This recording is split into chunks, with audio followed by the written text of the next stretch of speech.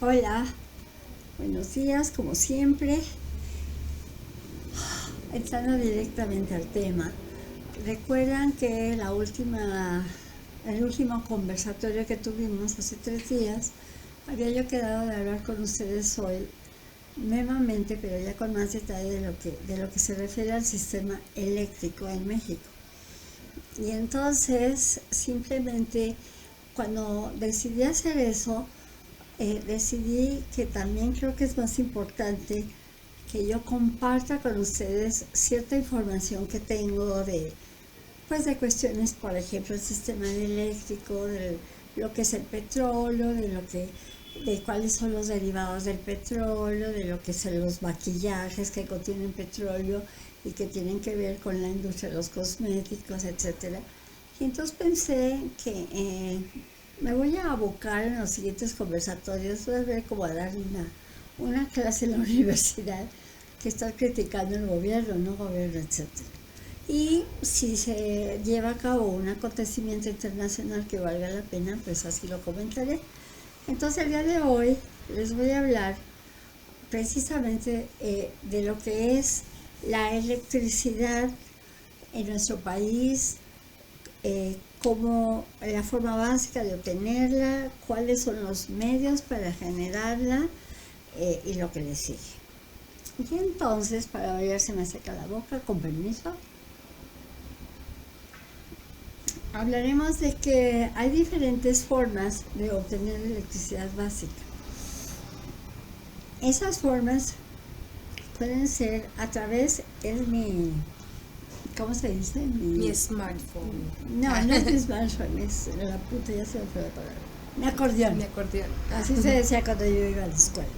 Bueno, el hecho es que puede ser, por ejemplo, por reacciones químicas, las baterías, fricción, que sería la electricidad estática, por presión, que sería a través de algunos cristales, porque aunque no lo crean, de repente hay ciertos cristales que al estar presionándose producen una chispa que produce electricidad, por par galvánico, que es juntando diferentes metales, por luz, usando celdas fotoeléctricas, como sería la luz del sol, y por inducción, que es cortando un campo magnético.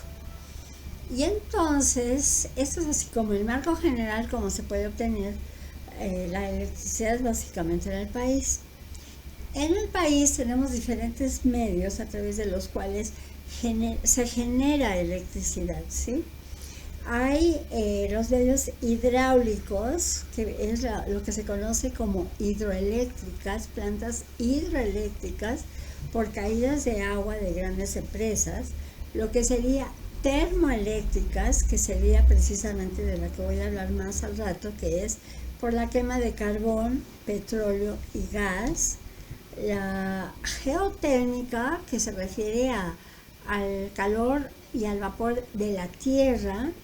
También existen plantas que se conocen de ciclo combinado, que para muchos es así como lo mejor, porque son más baratas, porque se pueden mover, etc.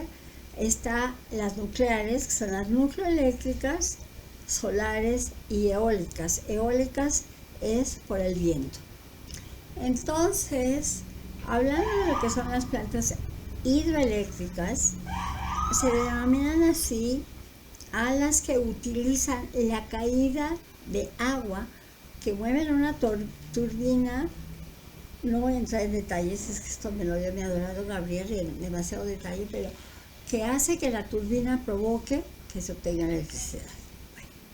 Luego siguen las plantas térmicas, que son precisamente las que utilizan, que producen energía eléctrica a través de la quema de combustibles fósiles como el carbón, el petróleo y sus derivados en una caldera que al calentarse produce vapor y este a su vez va a mover una turbina.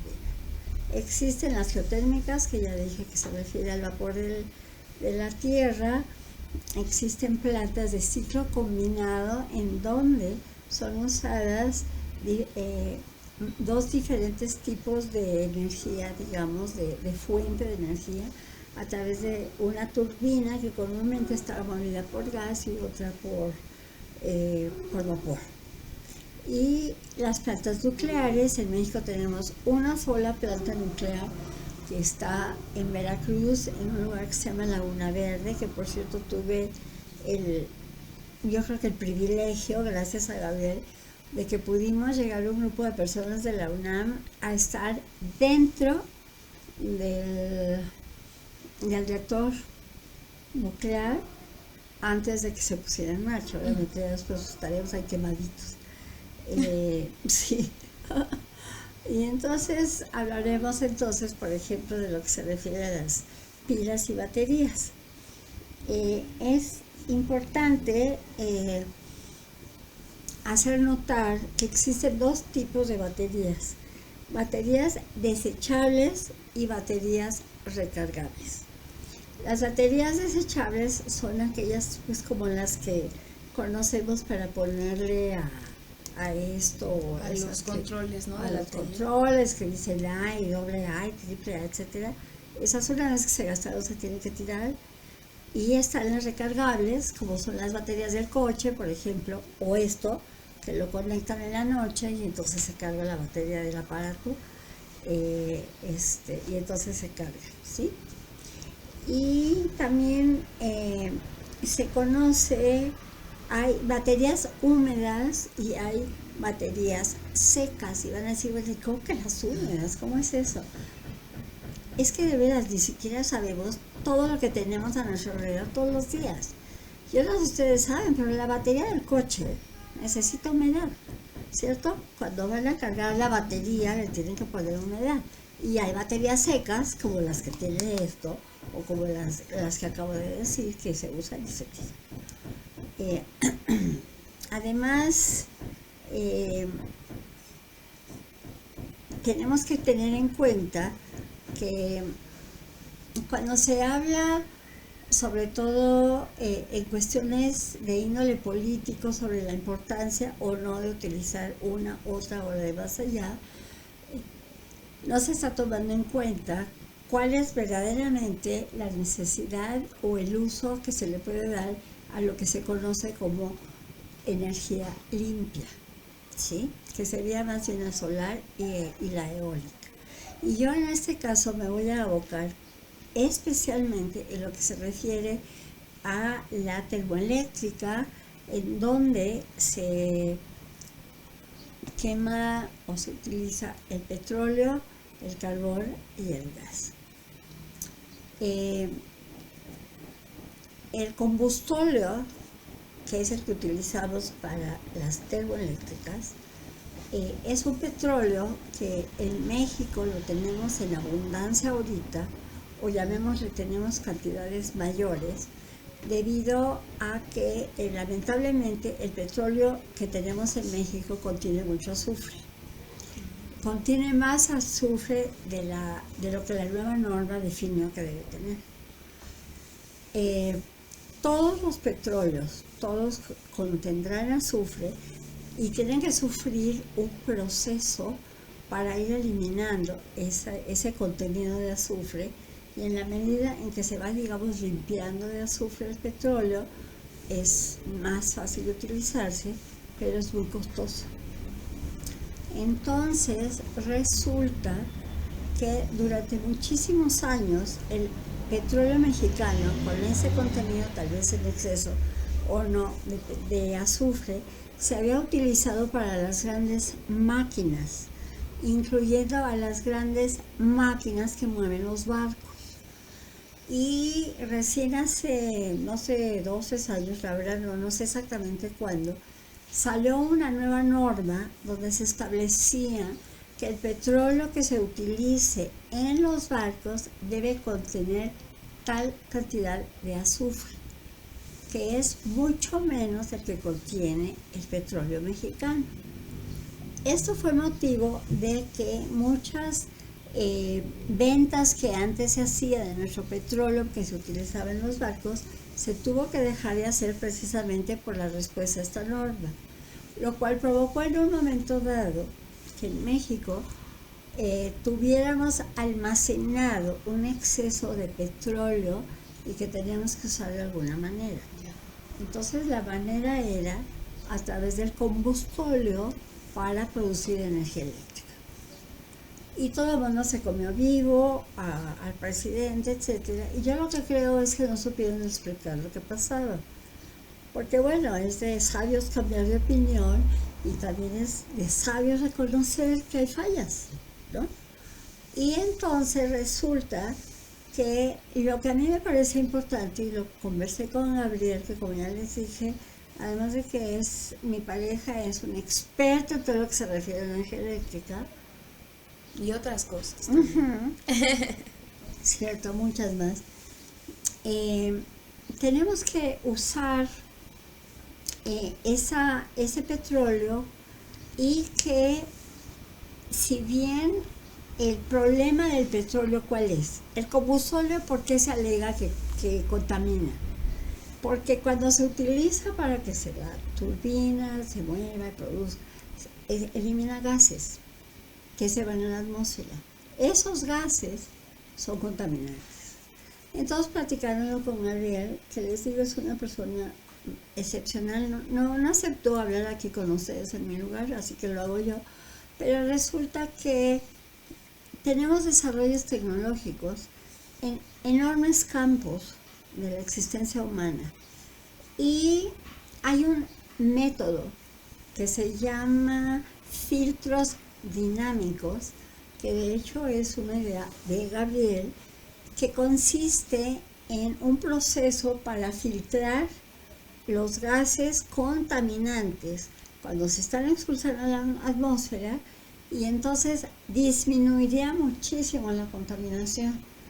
Lamentablemente es un proyecto que todavía está a nivel, si ustedes quieren llamarlo así, de prototipo, y todavía hay mucha investigación que hacer, y lamentablemente cuando se le ha presentado la idea a Comisión Federal de Electricidad, como siempre ya saben, el gobierno, hijo man, es que no hay presupuesto, o la respuesta de siempre es, sale carísimo. Esa fue la respuesta hace 35 años, cuando precisamente Gabriel llegó de Italia con la fibra óptica, que acababa de salir en Europa. Y llegó a Comisión Federal de Electricidad para decir que traía un elemento que sería muy importante para México. ¿Cuál fue la respuesta? No, maestro, pues sale carísimo. ¿Qué es carísimo? Y además es lo interesante. Es carísimo para el sector público, tiene su dinero. Porque el sector público lo que usa es nuestro dinero a través de los impuestos, ¿verdad? Bueno, la fibra óptica se empezó a usar en México 30 años después. Bueno, regreso al petróleo, ya saben, yo divago y luego regreso, etc. Entonces, el combustóleo se está utilizando porque, como dije, teníamos en exceso en los almacenes, estaban almacenando demasiado petróleo. Y entonces, en vez de que confesaran o aceptaran nuestros dirigentes de que se había la posibilidad de campechanear, que es un término muy mexicano, de ir combinando combustóleo por aquí, energía solar por aquí, energía eólica por aquí, no, entonces el rollazo. Están usando combustóleo, están contaminando, y van en contra de las energías limpias. Todo es relativo, como lo dijo el señor Einstein. Y yo les voy a contar lo que verdaderamente sucede a nivel mundial. En Inglaterra, sobre todo, en Alemania, en Francia, en Turquía, en Rusia, se utiliza combustóleo, se utiliza carbón para producir energía. Entonces, que no vengan aquí, como siempre, a decir México y nosotros somos el patito feo, etcétera, y ignorantes y no sabemos, cuando la realidad es otra. Por eso a mí me parece importante estar aquí sentada platicando con ustedes y explicarles lo que está pasando. El combustóleo se está utilizando entonces para producir energía. ¿Por qué estoy hablando de todo este rollo? Porque, como lo dijimos la vez pasada, la consecuencia de una acción internacional, de un evento internacional, tiene repercusiones en el resto del mundo. Obviamente, el problema de Rusia atacando a Ucrania provocó no solamente de que hubiera dificultades para que toda Europa obtuviera el gas que les llegaba de Rusia, sino que provocó también que el precio del petróleo se fuera para arriba, ¿sí? Entonces, como lo dijiste, ahorita está el barril en $118.80. 114.80. 114. Bueno. ¿Y qué es eso del barril? Es muy interesante porque hablamos y no sabemos, y como yo tengo aquí a un expertazo que además es maestro de maestros, me explicó, un barril de petróleo, que es en el que se basa el precio del petróleo, contiene 159 litros. Cada barril de petróleo, que les digo, es la unidad de medida que se utiliza para establecer el precio, contiene 159 litros de petróleo. Y entonces lo que ha sucedido es precisamente que debido a que se ha incrementado la problemática de la obtención de energéticos a nivel mundial como consecuencia de lo que está sucediendo entre Rusia y Ucrania, repercute también en México. Repercute en alguna medida a favor, porque nuestro petróleo, aunque tenga azufre, se sigue vendiendo a determinado precio más elevado de lo que estaba antes. Ahí sería, perdón Miriam, ¿exportando o importando? Exportando petróleo. Ok. ¿México está exportando petróleo a Europa? Eso es a diferentes a Europa, a diferentes países asiáticos, etcétera. Pero además hay algo muy importante que también yo quería incluir aquí, el famoso litio. Porque como lo dije en alguna ocasión anterior, el litio es un elemento indispensable para las pilas y para las baterías. Y entonces el señor presidente, al darse cuenta de que no iba a pasar como parte de una ley constitucional lo de la reforma eléctrica, se fue por lo del litio, alegando de que el litio le pertenece a la nación, que ya lo sabíamos, pero bueno. Y entonces yo les quiero decir que eso del litio es nada más un distractor más. Una cortina de humo. Sí, porque yo les quiero contar, como ya lo dije, que no podemos tener únicamente energía eléctrica a través de baterías.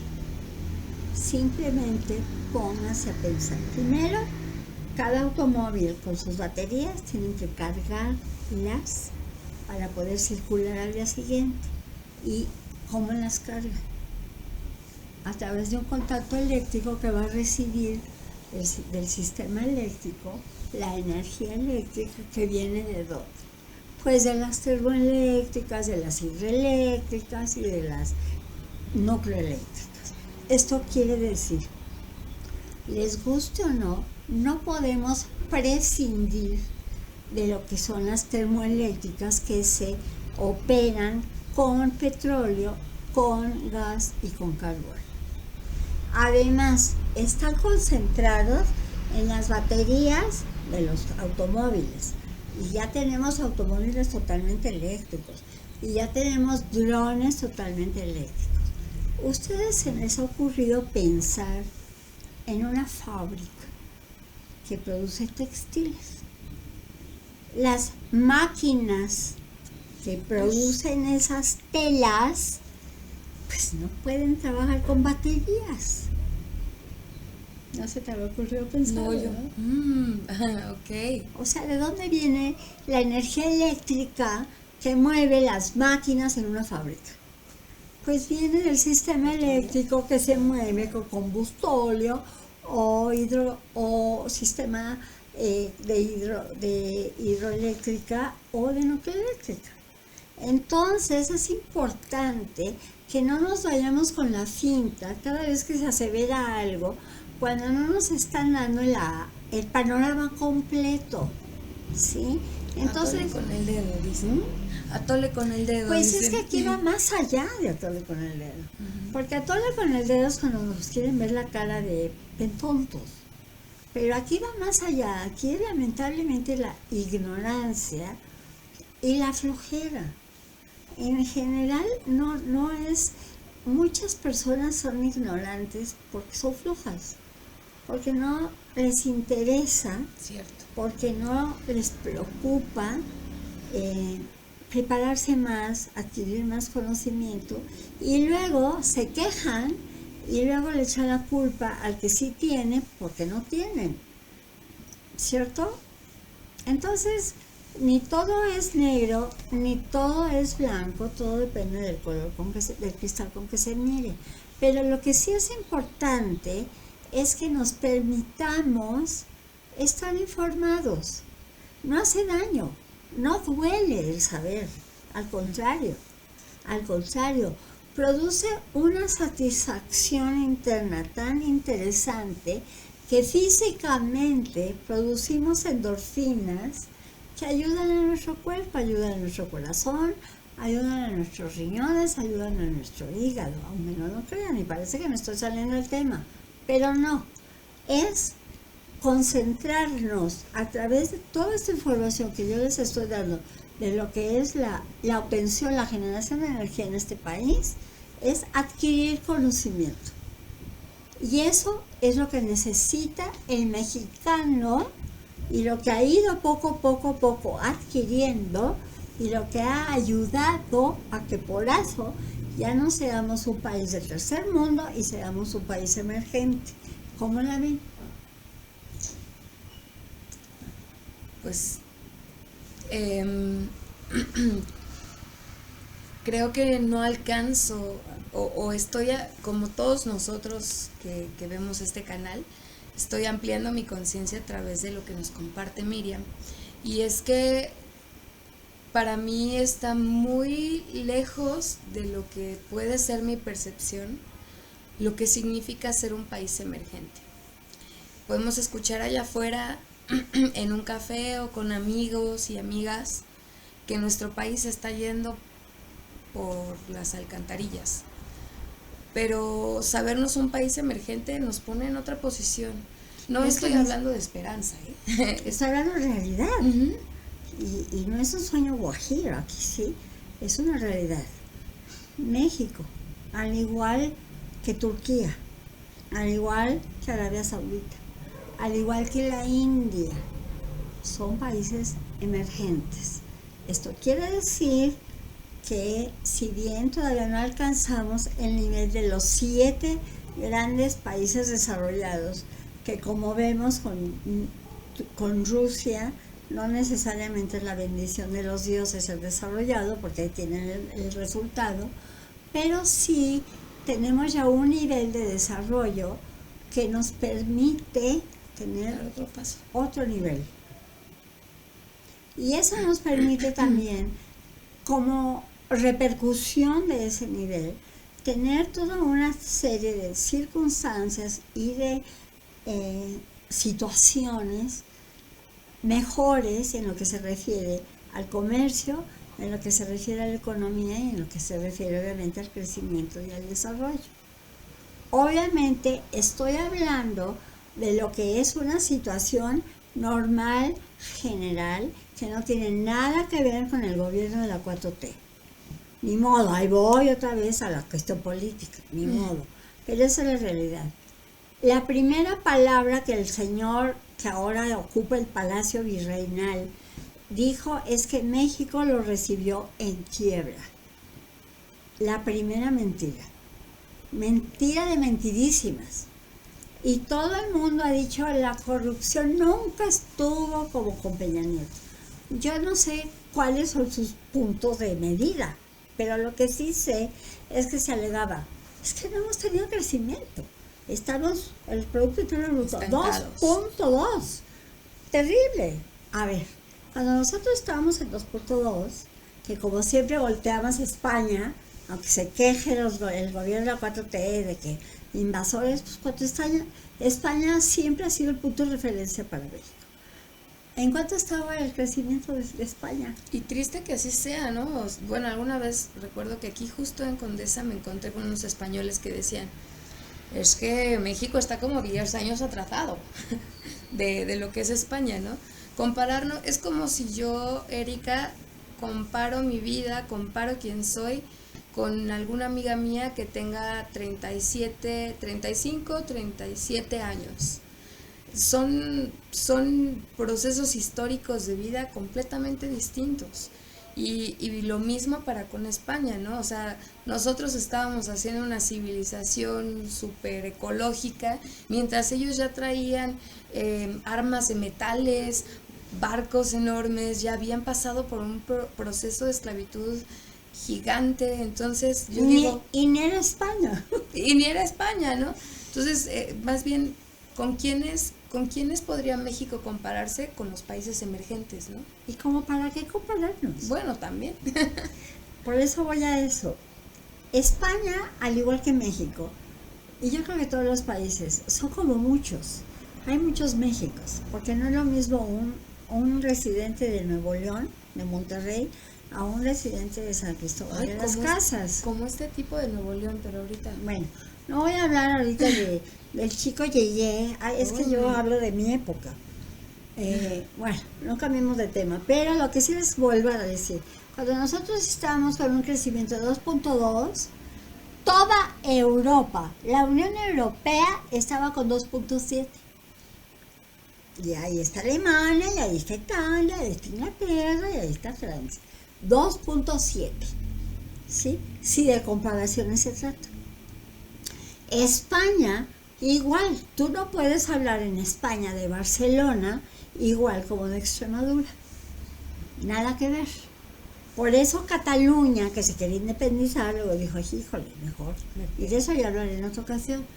Pero eso es lo que es importante que tengamos en cuenta. Y eso también tiene que ver con la cuestión de la energía eléctrica, ¿sí? Es decir, hay un centro, se llama la PEM, que es un laboratorio de pruebas que tiene Comisión Federal de Electricidad en Irapuato.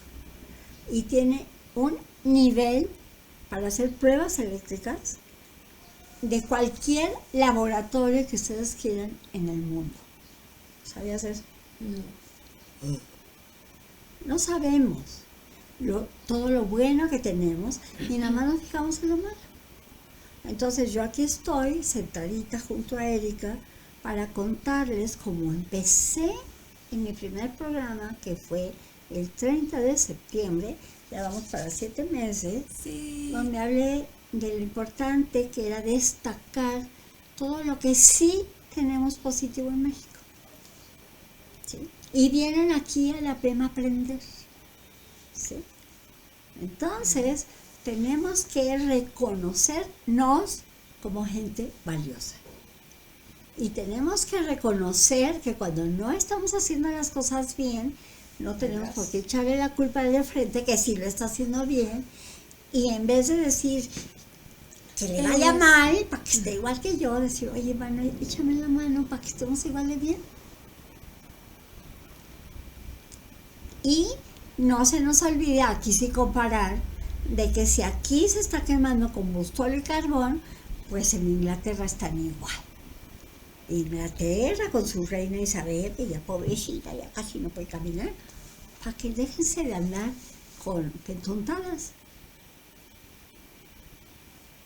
Esa era el tema que quería tratar hoy con ustedes, y que en esa medida yo quisiera seguir participándoles y enterándonos todos, porque yo antes de sentarme aquí también primero estudio, escucho a Gabriel y aprendo para transmitir, compartirles lo que yo voy aprendiendo, para que dejemos de ser tan ignorantes, aunque duela.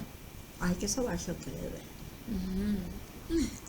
Así es. ¿Alguna duda, mi querida Erika?